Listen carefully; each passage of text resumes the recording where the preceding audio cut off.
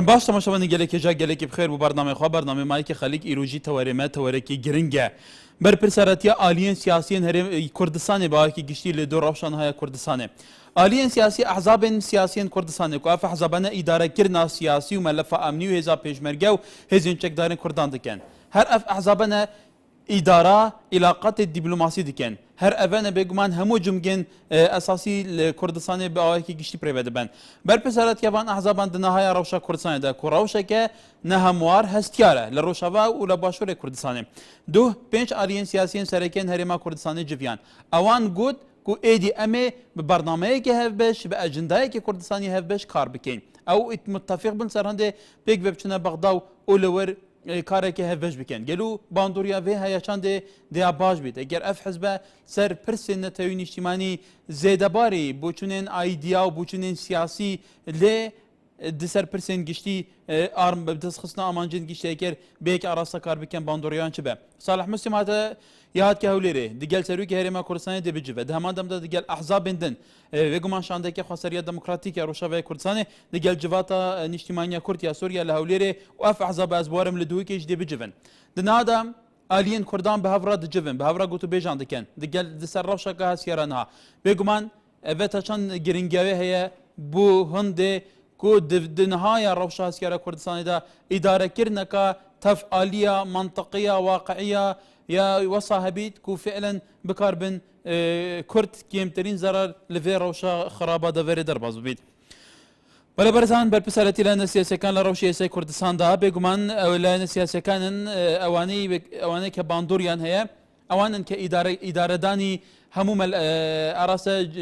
arastekanî jiyan li welat edin. İdarekirdinî melefe siyasiyekan, îdarekirdinî îlaqata dîplomasyekan, emnî, hêzî pêşmerge, hêza çekdarakan hemû arastekan. Emane li êsta da bêguman berpiseretiyan li estû daye, berpiseretî berêwebirtinî emelata li hemû arastekan e. Li êsta da berpiseretî em lehne bi taybetî li rewşekê hemwarî wekû êsta da ke li Rojavayê Kurdistan û Başûrê Kurdistan şerrek heye Kurd li şerdan du parçeyê Kurdistan gele her du parçeş azad kirawan belam êsta li şerrekî zor dijwar dan legel grûpê tondrawî Daeş. Li êsta da ta çend giring e lehne siyasekan hez bi berpiseretî netewî bikin li kateka ke dûnê pênc lehenî serekî Başûrê Kurdistan li Hewlêrî paytexet kobûnetewe li kobûnewekeya basî yek rêzî kirawe ye. Encamê kobûnewekeş li çerçeveyê kongireyekê Rojnamenûsiya بۆڕای گشتیان ڕاگەاند کە ئەوان ئێدی کاری هەوبەش کاری پێکەوەیەکەن لە پێناو بەدەستهێنانی مافەکانی خەڵک. ئەمە تاچەند گرنگی خۆی هەیە ئەگەر ئەم لایەنانە سەرڕێ بیر و بچونە ئایدیا جیاوازەکان بەڵام لەسەر پرسە نەتەوەی نیشتیمانیەکان سیاسەتێکی هاوبەش ئاراستەیەکی هاوبەش ئەجندایەکی هاوبەشیان هەبێ ئەمە تاچەند ڕنگدانەوەیەکی ئەرێنی دەبێت لەسەرەوەی کە هەم جادەی کوردستانیش تەوحیدی جادەی کوردستانی زیاتر بکرێ و هەم بتوانێت زیاتر دەستکە بەدەست بێنێ لە کاتێکە ساڵح موسڵیم هاوسەرێکی پێدە کە وەکو بەرپرسی یەکەمی ڕۆژاوی کوردستانە هاتوتە هەولێر لەگەڵ سەرۆکی هەرێمکووا بێتەوە لەگەڵ لایەنە سیاسیەکان حتا لایەنە سیاسیەکانی ڕۆژاوای کوردستان لەوانە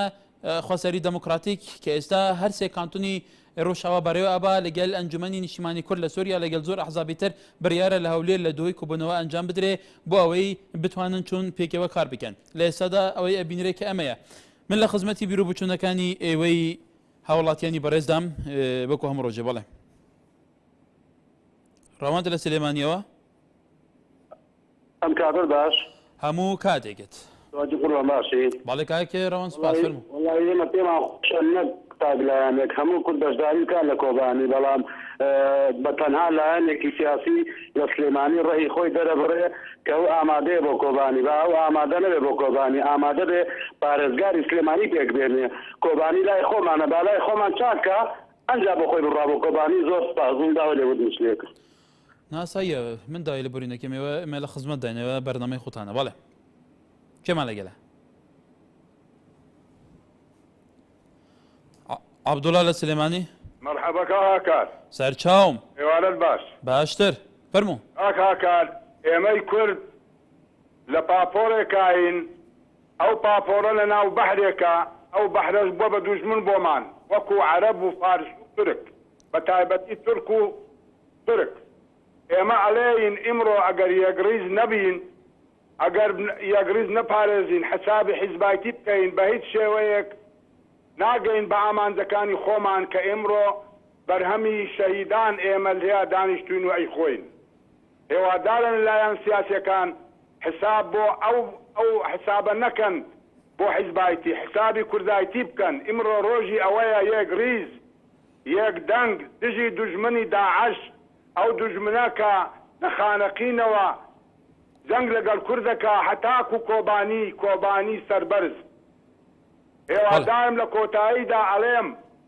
هەر بژی کورد و کوردستان هەر بژی پێشمەرگە لە خانەقینەوە تا کۆبانی سەرشۆری بۆ ئەوانەی کە لایەن ژیری دوژمنانی تورکەکەن و هۆشمەند لە سلێمانیەوە ئەم کاتت باش کاگەکار سەرچاوم سەرکەوتن بۆ شەرڤانانی کوبانی و پێشمەرگە گیان لە سەردەستەکان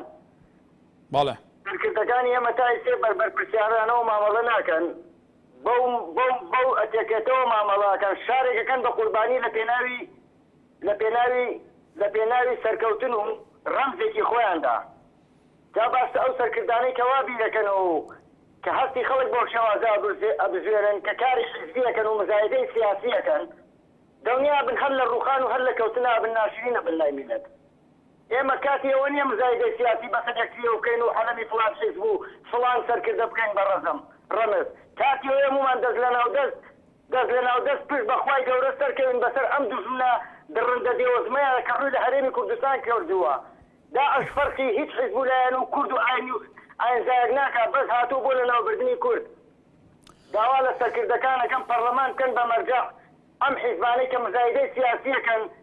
یعنی بازەکەی زۆر قورس دەبێ لە ئاخیردا پشتی میلەت دەست خۆش بۆتەوەرەکە ڕاستی لە کۆیە کاک ڕاستی فەرمو بەستەکای لێمان تووڕە نەبە والله کاکە تۆڕە ناوم بەس مانگێک دەبێت تەلەفۆنم ڕێکرێ ئەو ڕۆژە گۆتە ئەو ڕۆژەگەرە ئیتر تێلەفۆنە خۆ دەزانێت کوردی ئەمیش کوردم کارێمە هەم برایە کەرا من لە خزمەتدا مەزگا لێجا تێلەفۆن تەزاخمی لەسەرەیە پەیوەندیەکان نابێت تووڕە بیت دەبێت تێ لە فراوان گۆتن هەموو ڕۆژێ تەلەفۆن دەکا وڵای زۆر من لە خزمەتدام کاک ڕاستی من لە خزمەتدا ئیستیفادە لە کاتێکت بکە بەڵێ سپاس دەکەم کاکار وڵای کاکار ئەمە دەرێن ئینسان یەکێتی با سلێمانی تەواری ئێمە لەسەرەوە نییە کاک ڕاستی تەواری ئێمە لەسەر لایەنە سیاسیەکانە بەرپرسەرەتیان لە بەرامبەر ئەو ڕەوشی ئێستا لە کوردستاندایە تکایە کاکە دەزانین چی ئینسان دەبێت ڕاستی ڕوون کاتەوە یەکێتی دەرەوڵای پێناگرێ دەرێ کۆبانێ ناکرێ دەرێ ئەمە با محافەزەی سلێمانی ڕێخا پارێزگادانێ زەرۆلا بگرێت تۆن دەبرێت دەستمە کۆبانێ با مەزایادەی سیاسی نەکا زۆر عیبە ئینسان مەزایادەی سیاسی بکە و ئیزدە سەڵاتێکی نەبێ ئینسان بە حەزمی خۆی قسە بکە بە حەزمی خۆی زۆر مەمنون کاکات زۆر مەمنون تکایە لەسەر تەوەرەکە بەڕێزان تکایە ئێمە باسی محافظەیەک و نزانم چیەک و چیەک ناکەن ئێمە ئەلێن بەرپرسەرەتی لایەنە سیاسیەکان لە بەرامبەر ڕەوشە سێکە ئێستا دوو پارچەی کوردستان لە شەڕدان ئێمە باسیەوەکەن تکایە لەسەر تەوەرەکە لەسەر شاشەشە بێگومان زوو دێتە خوارە هیوادارم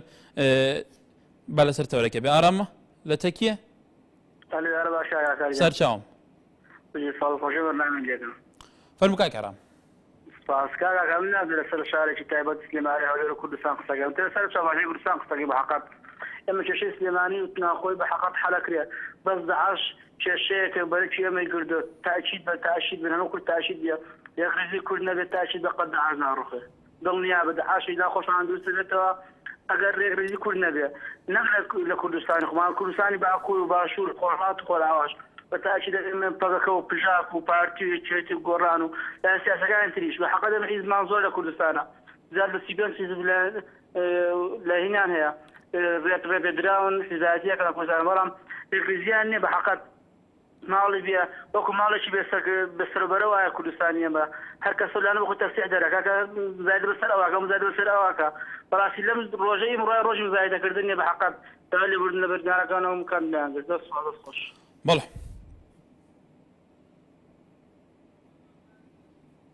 محەممەد لە شارە زۆرەوە کاکەگیانم کاتە باش هەموو کاتێک کاکە بە نسبەت تەوەرەکە دەستخۆشی لێەکەم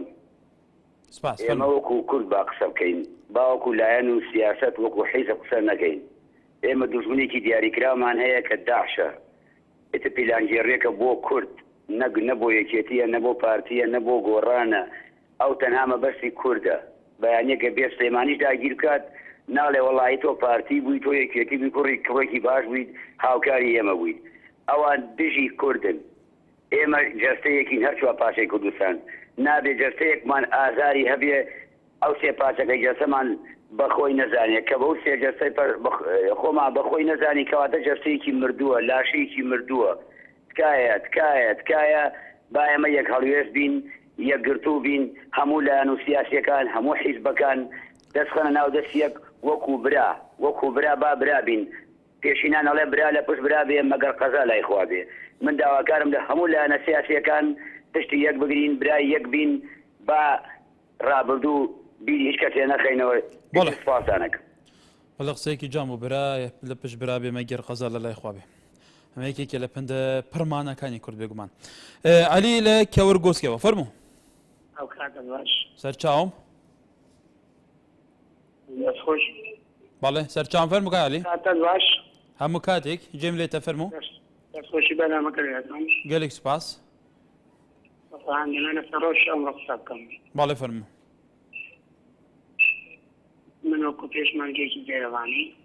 بەڵێ وەڵەو یانێ پەیوەندی بە بەنامەکەەوە بەڵام گلەی نەبوو لەمێ لە بەنامەکەی ئەو گلەیەکانی خۆم بڵێن بەڵێ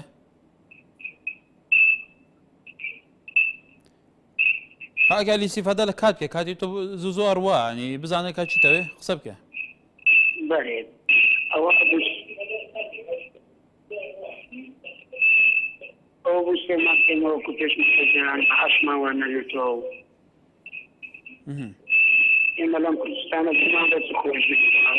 بۆ سێ مانگ عاشماوە نەگرتووە بەڵێ سەرنجی تو گەیشتەوە لێ چەند مانگێکی ماشمار نەگرێتەوە و دەنگێکیش باش نییە لەیلا لە سلێمانیەوە کاتە باشە ڕێزم سەرچاوم گیان تۆڵی تەوەرم لەسەر کوردستانە بەڵام کوردستان خۆ هەموو پارچەکان نەگرێتەوە بە تایبەتی سلێمانی شیرینیش کوردستان هەموو یەگرێتەوە بێگومان سلێمانیش بەشێکی زۆر گرنگی کوردستانە بەڵێ منیش ئەوە ئاڵێم بەڵام سلێمانی لە هەموو ناوچەیە گرنگتر بە تایبەتی بۆ ئێمەی کە تیا دانیشتوین ئەنا هەر کەسە شوێنی خۆی هەمی هەر گرنگە بەڵام هەر کەسە شوێنە ئەو شوێنەی کە دانیشتە تیا لای شیرینترێکە بەڵێ فەرموو ڕێزم تکایە ئەو لایەنەی کە ئەمە پۆستی گرتە دەست ئەزانێ ئەو پۆستانەی کە ئەو دەسیاوە تێت چن نەهامەتێکی بۆ خەڵکێناوە تکای لێ ئەەکەین وەکو خەڵکی شاری سلێمانی وەکو زۆربەی ئەوانەیشی کە پێشە دەنگیان بۆ یاوە بە تاکید دیسە پەشیمانن تکایە واز لەو میلەتە بێنێ و لە خەڵکی شاری سلێمانی بێنێ با لەوە زیاتر قەیرانی توش نەبێ دوو پۆستی گرتوۆتە دەست ئەو دوو پۆستە هەمی بۆ مشکیلەوە بۆ بە ئاژاوە بۆ گیانی خەڵک ئەوەتەی وەزارەتی دارایی وەرگرتووە خەڵک مشکیلە هەیە ئەوتەی وەزارەتی پێشمەرگای وەرگرتووە کوڕی خەڵکە کوژێ بە تکایە واز لە خەڵکی شاری سلێمانی بێنە با ئیسراحەت کەن ئەوەتەی ئەو ئەیەوێ بەرپرسیارەتی بەڵێ خاتونەکەم بۆ هەمووتان بەڕێزان تکایەتەوەری ئێمە تهدید نییە لەسەر ئەنجومەنی پارێزگای سلێمانی کە لێرە پێشتر چەند بەرنەمە خوم لەسرم کردووە ئێمە باسی کوردستان بە شێوەیەکی گشتیەکە ناخەریەکێک لە مەشاکلەکان ئەوەیە تێگەیشتنی تاک بۆ سیاست بۆ ئەحزابەکان بۆ سیاستکردن بۆ پرسەنەتەوەی نیشتیمانیەکان چەندە تێگەشتێکی منطقی واقعی وردبینانەیە ئێمە باسیەوەکەین هێزە کوردستانیەکان بە شێوەیەکی گشتی ئێمە باسی کوبانەکەن کوبانێ لە قەیرانێکدایە هەموو ئێلام و هەموو ناوەندەکانی دنیا باسەکەن ئێمە باسەکەن لە باکووری کوردستانیش بێگومان ئەمڕۆ قەسفی تەیاران هەبووە لەسەر بارگەکانی پەکێکە ئێمە باسەکەن لە باشووری کوردستان لە جەلەولا و لە هەموو شوێنێکە ڕۆژانە خەڵک شەهید ئەبێ خەڵکی کوردستان شەهید ئەبێ ڕەوشێکی هەستکارە ئێمە باسەوەکەین بەرپرسەرەتی حەزبە کوردستانیەکان لەمەر ئیدارەکردنی ئەم ڕەوشە چۆن ئەبینن ئایا پێکەوە بنیان هەرێ بخوشێکە تکایە ئێمە لەسەر ئەنجومەنی مەحافزی پارێزگای قسە ناکەین لە کوردستان ئێمە باسی قسە لەسەر چارەنووسی 50 ملیۆن ئینسانی کورتەکەن لە هەر چارپارچەی کوردستان لە چارچێوەی سیاست و ئەجندا و بەرنامەی حەزبە کوردستانیەکان تکایە بە لەسەر ئەمە بێ بەڵێ شۆڕەش لە سلێمانیەوە ئامینە لە هەولێرەوە ئامینە لە هەولێر السلام عليكم. عليكم السلام. کاک ئەنگۆ باسی کۆبانی و مۆبانەی دەکەن باسی دارایی بکەن باسی موسەی بکەن ئەوە شعبی عێراقی بەخۆی هەمووی بێڕاتبوو بێنانت بێ ئاوە ئەمە شێکێکە لەو پرسانە بەڵێ ئادی ئەو باسی کۆبانی هیچم ئەوەی نیە شعبی عێراقی هەمووی بەخۆی یەک پارچە بوویتە ئاگر راتبە بێ پارەیە بێ هەم بێ یعنی منداڵمان دەستە مەکتەبێ پارە نییە بیان دەینێ بەڵێ زۆر سپاس کاکە ولا ئەوەشێکی کە لە مشکلەکان مەسەلەی چۆن عیلاقات لەگەڵ بەغدا بەڕێ بێتە ئەمڕۆژ کۆبوونەوەی ئەنجومەنی وەزیران بۆ کورد بەشداری نەکەوێت لە کاتێکە وەزارەتی دارایی بۆ کورد دەکەوێت مشکلەی کوردیش مشکلێکی داراییە لەگەڵ عێراق موچە و بۆجە و نەزانم چێ مەشێکێکی لە مشکلەکان بەڵێ کامیل لە کەرکووکەوە کاکە سڵاو ڕێزمێ بۆ هەمووتان بەڕێزی ئەوەی تورک قسەیەکی هەیە ئەلێ ئەوەی ئەمێ لە لەشکەرەکەیە ئێوە ئیمڕۆکە بەم بەرتەوازیە کە یەکتری ناگرنەوە هەرێکی دەوڵێکەک بن باڵێ تەلەڤیزیۆنەکەت کەسکێ باشترە بێ باڵێ ئەو پەڕی وەحشیەتەوە تاکەی وعادێ یعنی تۆ ئەگەر لە باکوور بێ لە باشوور بێ لە ڕۆژەڵات بێ کا کامیلەکە تەلەڤیزیۆنەکەت کەسکەی بەس بە تێلەفۆنەوە جێم لە بگی تکایە ینی با دوو جار لەبەرەوە ناتوانانی سفەدە لە کات بکەی هەر لە کوردەکەیە ئەم بێ بەڵێ سوپاس بۆ سەرنجی تۆش ساڵح لە سلێمانیەوە ئەم کاتت باش سەر چاوم دەست خۆشی دەکەم بەرنامە تەوەرێکی جوان دەڵبژاردووە بەڕاستی ئەمڕۆ کوردستان گڕی گرتووە ئەوەشی ئەزانین هەموو دنیای احترافی بەوە کردووە کە خەڵکی کوردستان لە جیاتی جیهان شەڕی تیرۆر و داعاش دەکا بەڕاستی ناوماییەک ڕیزی ناوماڵی کورد من لە هەموو شتێ بە گرنگترەی بینم ئەوە شوێنی خۆشحاڵی خەڵکی کوردستان و تاکی کووردە پاش سەردانی وەفدی پارتی دیموکراتی کوردستان بە سەرۆکایەتی نێچی رەوان بارزانی و کۆبوونەوەی لەگەڵ مەکتەبی سیاسی یەکێتی نیشتیمانی کوردستان و بزوتنەوەی گۆڕان و دوێنێ کە بە یەکدەنگی ئەوەی شوێنی خۆشحاڵی بوو وەزارەتەکان لە بینی ئەو پێنج حیزبە سیاسی کە بەشداری پەرلەمانی عراق و هەرێمی کوردستانەکەن دابەش کراوە شوێنی خۆشحاڵیە ئەگەر یەک تۆز دەرفەتم پێ بدەی بگەڕێنەوە بۆ مێژوو کورد ئەگەر برسی بێ و قەتشی لەسەر بێ هەر کاتێ یەک ڕیز بێ دەستکەوتەکانی زیاتر پاراستووە لەبەر ئەوەی ئەگەر بگەڕێتەوە بۆ 61 لە 61 تا 75 خەڵک ماڵەکانی مەقەڕ بوو مەدعەم بوو خزمەتی پێشمەرگەیە کرد تۆپ و تیارەشی لەسەر و ئەوەی شوێنی خۆشحاڵیە کە یەک ڕیزی لایەنە سیاسیەکان ڕنگدانەوەی لەسەر خەڵکەیە بەڵام بەڵێ فەرمان لە ڕانیە کاکەکەرە و کاتت باش هەموو کاتێکت سپاست دەکەم دەستخۆشی ئەو تەورە لە یەکەم باڵێ سپاس فەرموو لەسەر ئەو بابەتە بەڕاستی یەکێتی هەڵوێستێکی نیشتیمانی نەتەوەیەتی پیشانداوە بەڵام برادەرێک لە خۆیەوە ئەم جۆرە قسانە دەکا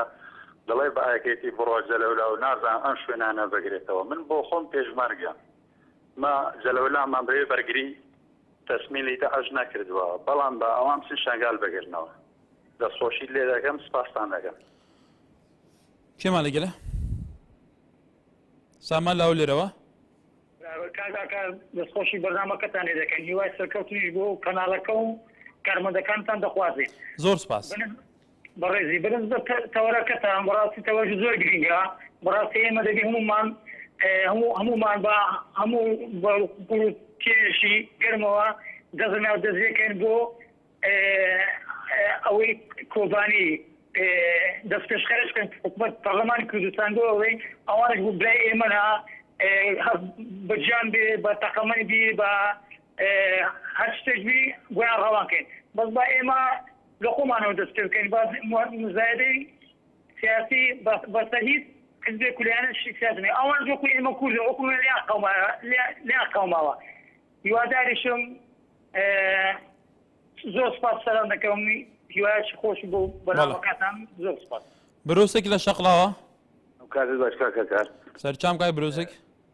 وەڵی بەڕاستی تەوەرەکەتان زۆر جوانە باڵێ فەرموو ئەم پێم وایە ئەوە کە باسی داعشەکەنەوە داعش کاکە بە قەنەعەتی من بەس داعش بە تەنیا نییە داعش 22 دەوڵەتی عەرەبی و تورک و فارس و هەموو دنیای لەگەرە داعش ئەو کورد بە یعنی بەڕاستی هەر وڵاتێک با ئێستا گەل ئەو داعشات با و لە ئەمریکاش باە تا ئێستا چار احتیمالە بگەیش بە دەوڵایەتی ئەمریکی لێکدا باە و تێکی بشکان باە بەڵام کورد خۆڕاگرە و کورد ئیشاڵڵە سەرەکەوێ ئێمە دیفاع لەو سەرکردانە ناکەین کەوا خوێنمانەمژن بەڕاستی ئێمە دیفاع لە شەرەف و ناموس و خاک و وڵاتی خۆمانەکەین بەڵێ بەڕاستی من یعنی گریانم دێ کە باسی کۆبانەیەکردی بەخوای نازانم چی برم لە خەفەتان بەڵام ناتوانیم بچینەوێ کاکە نایڵی ئەو تورکە پیسە نایڵی ئێمە بگەینەوێ دەستان خۆش بەڵێ سپاس هیوا لە شاری سلێمانیەوە فەرموو کاکیوە زۆر سپاس ئێوارەتان باش بەر لە هەر شتێکمێ دەستخۆشیتان لێ بکەم لەو کارانەی کە ئیکەن بەتایبەتی لە مەسەلەی کۆبانیە زۆر سپاس وەکو کوردێک هەست ئەەکەم بەوەی کە کارێکی نەتەوەییتان کردووە بۆەوەی کە ئیشوکارەکانی نەتەوەی کورد خۆی پێ بناسێنێ بەهەرحاڵ دیارە شتێک هەیە کە لە لای کورد بەتایبەتی لە باشووری کوردستانە زۆر بەداخەوە زۆربەی هەرە زۆری مەسەلە نەتەوەیەتیەکان فرۆشراوە یان خەڵک داوەتی بە مەعاشێک و بینیشمان ئەوە تاکە بەغا مەعاشنانێرێ بەو شێوەیە یان ئەو نەوتوشتەی کە قەرار بوو لە تورکیاوە بێت و بڕۆتەوە سەراوسەر بکە بینیمان چ بەڵاشی بۆ ناینوانێ بەهەرحاڵ ئەوەی کە لە کۆبانی کرا ئەو بەرخۆدانی کە لە کۆبانی کرا کوردی سەربەرز ئێمە بینیمان لە شنگال چی ڕوویە لە کۆبانی چی ڕوویە ئێمە ئەو شۆڤینیزمە عەرەبیە تورکیەی کە بەرامبەر بە کورد چەندین ساڵە خۆی بەخۆتەکە لە کۆبانی شکات ئێمە سپاسانەکەین سپاس بۆ هەموو لایەک سپاس بۆ شەڕوانانی بەڵێ محەممەد لە کەرکووکەوە ئەم کاتە باش هەموو کاتێکت پیرۆزبای لە کەناڵەکەتان لە خۆش و جەلاب بدە کە پیرۆزای لە کارمەندان دەکەم سپاس ئێمە وەکو خەڵکی کەرکووک ئێمە تاوام لە هەموو حیزبەکان سەرکیەیە هەموو یەکدەنگ بن ئەمڕۆ ڕۆژەوە تا یەکدەنگ بین هەموو حیزبەکان هەموو حیزبەکان نەک وەکو لایەک هەموو یەکدەنگ بێت مرۆ کۆبانی هەڵەجێ بە ترسیدا ئێمە ئامادەین وەکو خۆم پێشبەرگەنی سەر لە کتێبەکەم وەکو کەمەندانی سەنگەر ئامادەین بۆ کۆبانیش بچین خۆمان بدەین لەبەرەوە هەموو خوشک و دایکی خۆمان ئەمڕۆ حیزبایەتی لەما مرۆ ئەبێ هەموو هەڵێز بین هەموو یەکدەنگ بین هەچوا پارتی کوردستان ئەبێ ئەهین بێت بۆ کورد بێت لەبەرەوەی خۆمان ئەمڕۆ ئەبێ یەکدەنگ بین یەکگردوو بووین ئەمڕۆ یەکدەنگ بین یەکدەنگ لەی نابێت ئەبێ یەکدەنگ خۆم و کەمەندانێکی سەگەر ئامادەی بچین بۆ کۆبانی بۆ شەر ئەو خوشک و برایمە ڕزگارکەی تۆ دەستخۆشی لە بەرنامەکە و لە تۆ جەراب دەکەم وەڵێ زۆر سپاس بۆ تۆش سەرتیپ لە نەرویج لە ڕێی ڤیدیۆ سکایپەوە لە گەرمانیان کاک سەرتیپ فەرموو ئێوارە باش کاکە پێ سەر چاوم خەجاڵاتم پێشتر پێمانی جات زەنگم لێدا ئەوە جارم نییە لە کاتان زۆر نەگرت لەسەر هەڵوێستی حیزبولایەنەکان هەموو حیزبولایەنەکان بەتایبەتی چوار پارچەی کوردستان من فقط یەک شتەڵێم هەمویان مزایدەن بەرەوەینا گەلی کورد زایدە ناکە خەڵکی کورد مزایدە بەسەرێکەوە ناکە بەڵام سەرکردەکان بەسەرێکەوەی کەن هەموو مزایدەی سیاسی بەکارگێنن ئەگینا ڕۆژهەڵات هاتوون لە مەخمور لە خانقین لە یەک سەنگەر لەگەڵ قاسم سلێمانی لە چ قانونێک چ سیستەمێکی دنیا بۆ تۆ لەگەڵ دژمنەکەی خۆت لە یەک سەنگراوی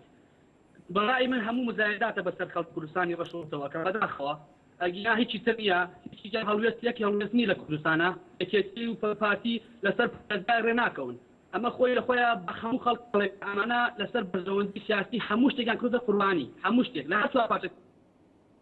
بەڵێ ڕەسوولمان لەگەلە فەرمووکای ڕەسوول ئەو کاتت باش هەموو کاتێک دەستخۆشی بەنامەکە لە یەکەم بەڕاستی تەورێکی جوانە بەڵێ سپاس بەڕێزم بەنسبەت ئەو حکە ئەوڕۆ لە ناوچەکە دەوە دیارە ناوچەکە بە گۆڕانکاریەکی خێرادا تێدەپارێت پێویستە لەسەر سەرکردایەتی لایەنە سیاسەکانی کورد لەسەر کۆی کۆمەڵانی خەڵکی کوردستان لە هەچوار پارچە بەتایبەت لە باشووری کوردستان ئەوڕۆ زیاتر بەرپرسانە لەگەڵ ئەو گۆڕانکاریاندا خۆی بگونجێنێت و بتوانێت لە ڕێگای دیبلۆماسیەوە لەگەڵ کۆمەلگانی دەوڵەتی لەگەڵ وڵاتانی ڕۆژ ئاوا بێتە سەرخەت بۆ ئەوەی کورد لەو قەرانکە ئێساتی کۆتووە کە لە بەرامبەر هێزێکی تاریکی وەکو تیرۆریستی داعش بە ناوچەکە دیارە ئەوە ئاماندی سەرەکان لەباربردنی ئەو ئەزمونەیە کە لە ڕۆژئاوای کوردستانەوە لە باشووری کوردستان دروست بووە پێویستە کورد بێتە بە کوردستانە مامەڵە لەگەڵ ئەوە سەحنە بکات هەموو کەش و ناکۆکیان بەلاوێنێن و بتوانین بێت سەرخەت و ئەوەی کە لە تواناشندای بێت لە هەر ڕوویەکەوە هاوکاری ڕۆژئاوا بکرێت بەتایبەت ئەو بەرخودانێک کە ئێستا لە کۆبانی دەکرێت بەڵێ پەیام لە هەولێرەوە ئەلۆ بەڵێ فەرموو شلون چۆنی کای پێمەکە دەنگت پەرسکەیتەوە تکایە فەرموو جان گوێت لێمە بەڵێ فەرموو قوربان من یەکەم جارە تەلەفۆنەکەم لە خزمەتدارم بە دقەیەک تەواوی نەکەن فەرموو مادەم یەکەم جارە ئێمەش یارمەتی قوربان پێویستە لەسەر تەوارەکەت سەرەتا لەسەر تەوارەکەت قسە بکەم بەڵێ پێویستە ئەمڕۆ لە باشوور و لە ڕۆژهەڵات و لە باکوور و لە ڕۆژاواش کورد هەموو بێک ئەحساسەوە بیر لە کۆبانێ بکاتەوە نەک ئەمڕۆ لە شەقامێک قسەیەک بکرێ و لە شەقامێکی تر مەسەلەن لە شارێک قسەیەک بکرێ و لە شوێنێکی تر قسەیەکی تر بکرێت پێویستە کورد ئەوڕۆ هەموو بە کوردایەتیەوە بیر لە کۆبانێ بکاتەوە هەتا لە خانەقینەوە هەتا شنگال و زومار و ڕەبیعەوە هەموو یەک ئەحساس بن بۆ مەسەلەی کۆبانێ پێویستە هەمومان وەک شەروانانی یەپەگا یەقینەکانی پاراستنی گەل یان خود یەپەژە کچەکانمان لێرە لە باشوور لە ڕۆژەڵات لە باکوور هەمان بەوە ئەحساسەی کە لە کۆبانەوە شەڕەکەن بەم ئەحساسەوە بیرکەنەوە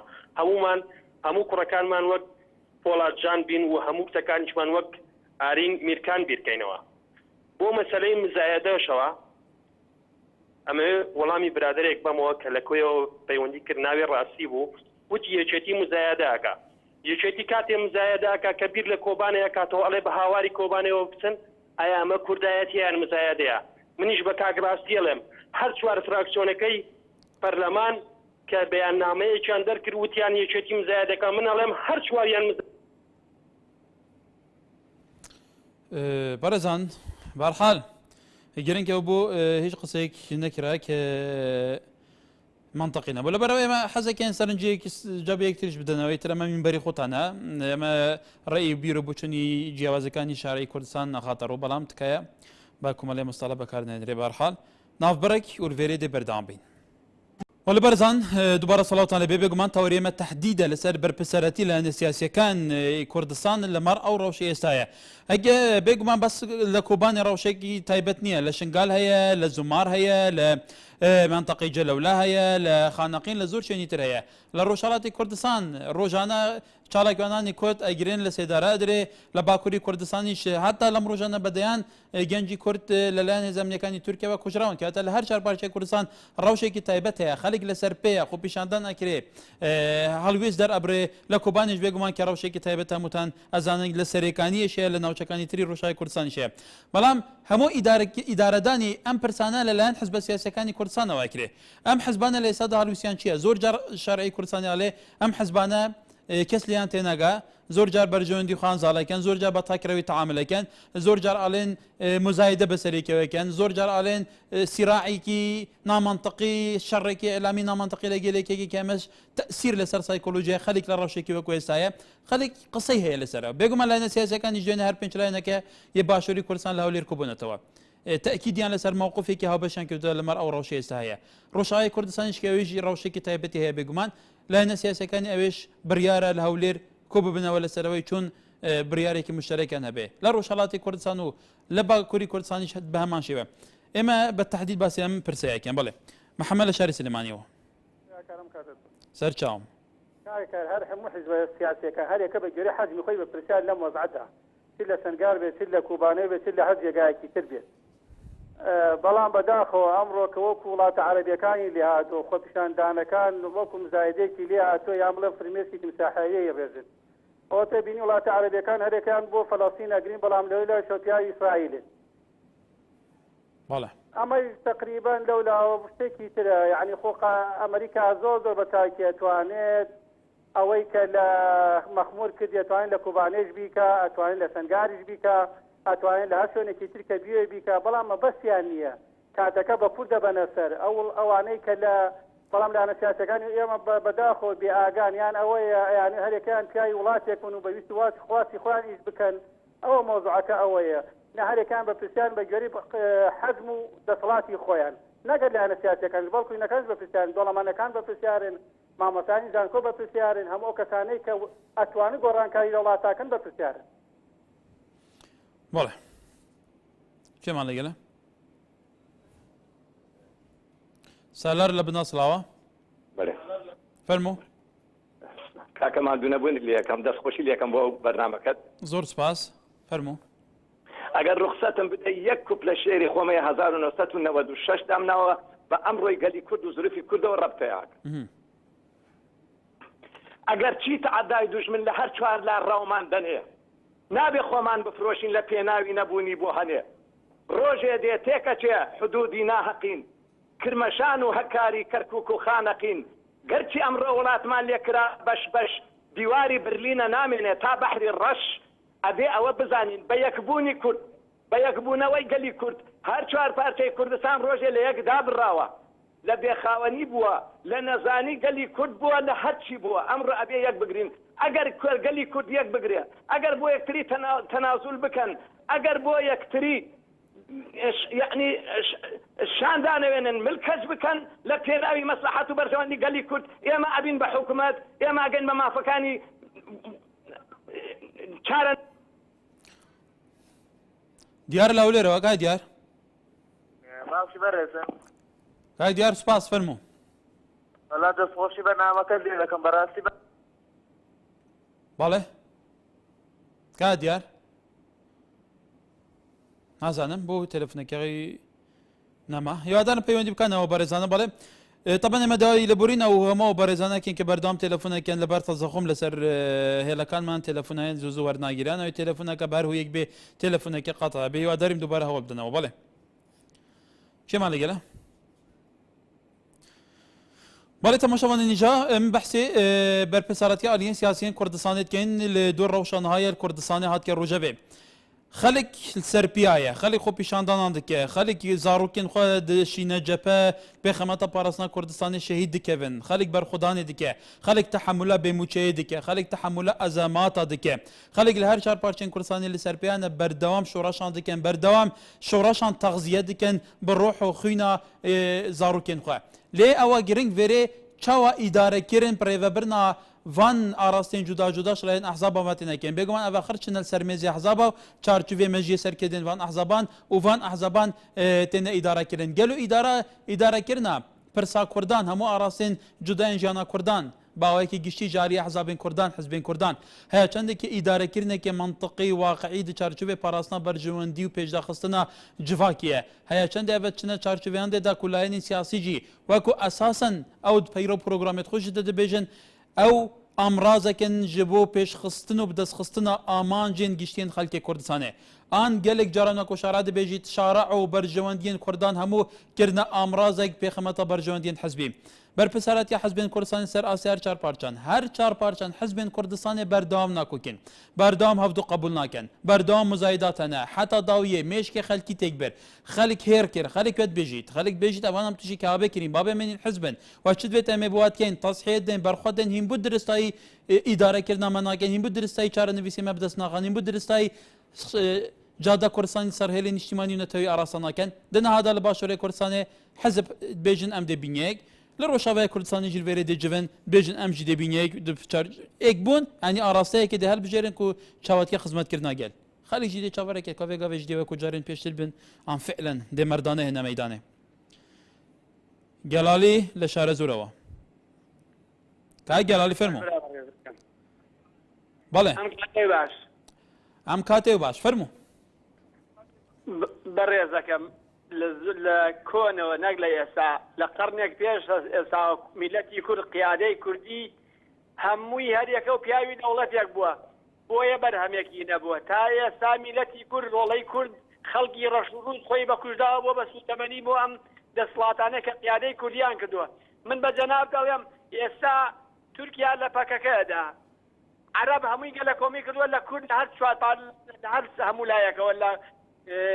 لە زمارەوە لە شنگارەوە لە کۆبانیەوە لە هەر جێگایەکەوە بینی ئەمانە دەسڵاتدارانی کورد بووە بە خۆیانە ناشۆن باشە چتی تورکیمان ناوێ ئەمە نەوتی کوردستان بە تورک بۆ ئەدا ئەوەتەوە بە چاوی تورکۆ ڕۆڵی کوبانی شەهید دەکرێ تاکەی ئەمانە لە ژوورە تاریکەکانە دانیشن و قرارە دوێنێ دانیشت چ بڕیارێکیان دەرزۆ بۆ میلەتە بۆ لەسەر شاژە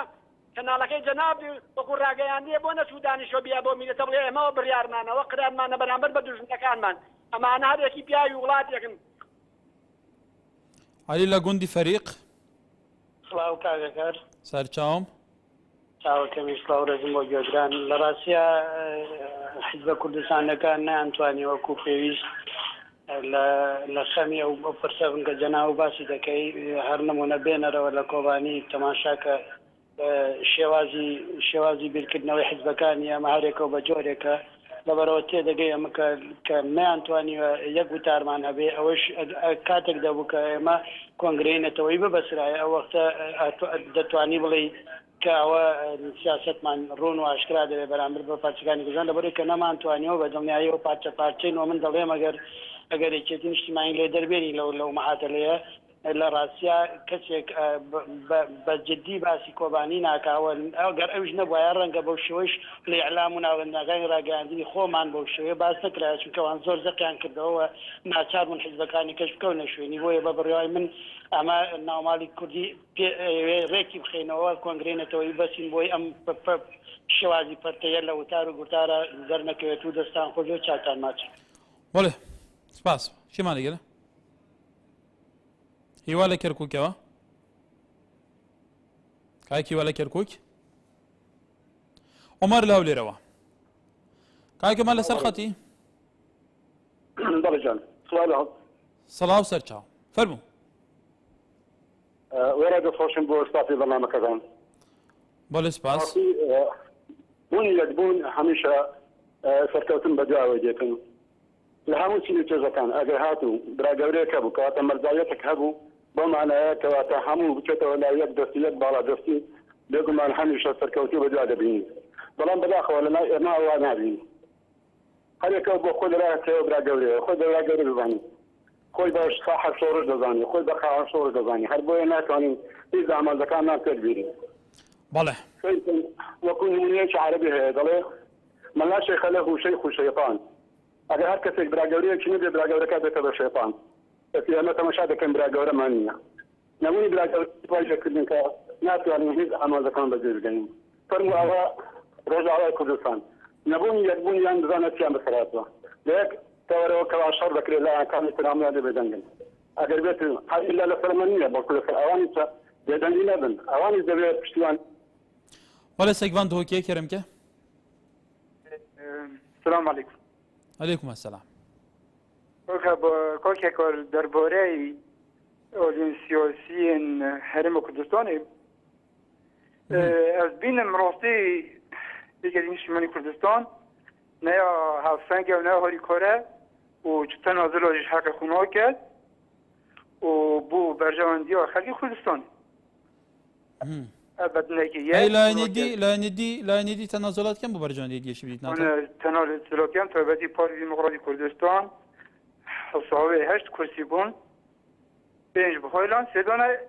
دیگه شمالی کردستان ابجاج الحکومت العراقی وزارت روشنبری دو یکی شمالی کردستان و هیچ تنازلش حق خونه گیره.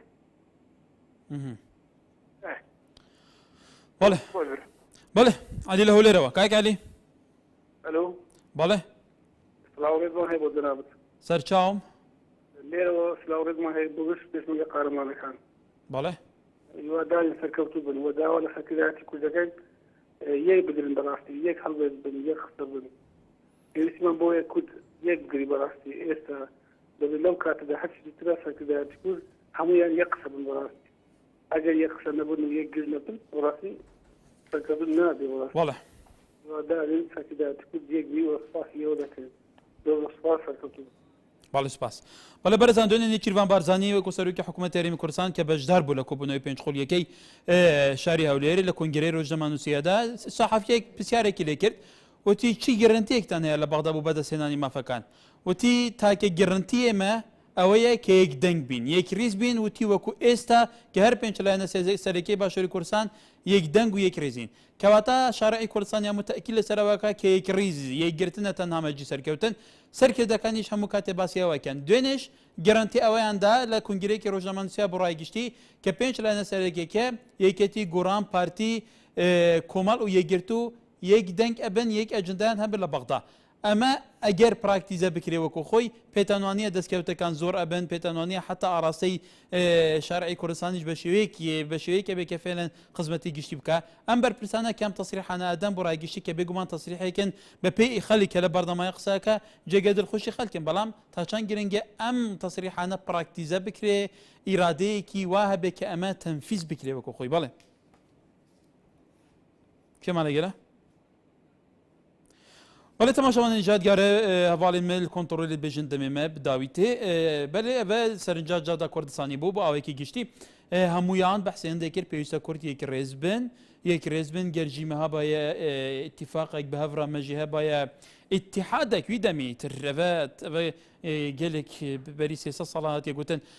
بأمي في دارين سرنجا خلكي جيشت به خلك داخازي جالين سياسيين كردان دكه مزايد سر إكنكن سر حسابا خلك برجون ديت خنا بارزن ده ماندم ده داخازي دكن كاف آلية جبركو دجمن يكه هموان بهفرة دسوجينه همو بهفرة دبلمه كدانه دناوا بحر كدانه يك شارانويسه كواتا جرنجه همو بهفرة دچارچوه پروژه که نتویه خدمتا گشتیا برجواندین خلکی کردستان سراسر چهار پارچات کن. اوه خلک دبیجه نک ام هیوی دارین چون که مره ایدورینینه اوه رأی خلکی تبرجسه کرن. امی وی دارین سرنجا خلکی بو همو آلین سیاسیین کردان بتایبتی آرین و باندور گشت بید. حتی صبح ایدوری جاره که دم خدمتات کنی وار باش.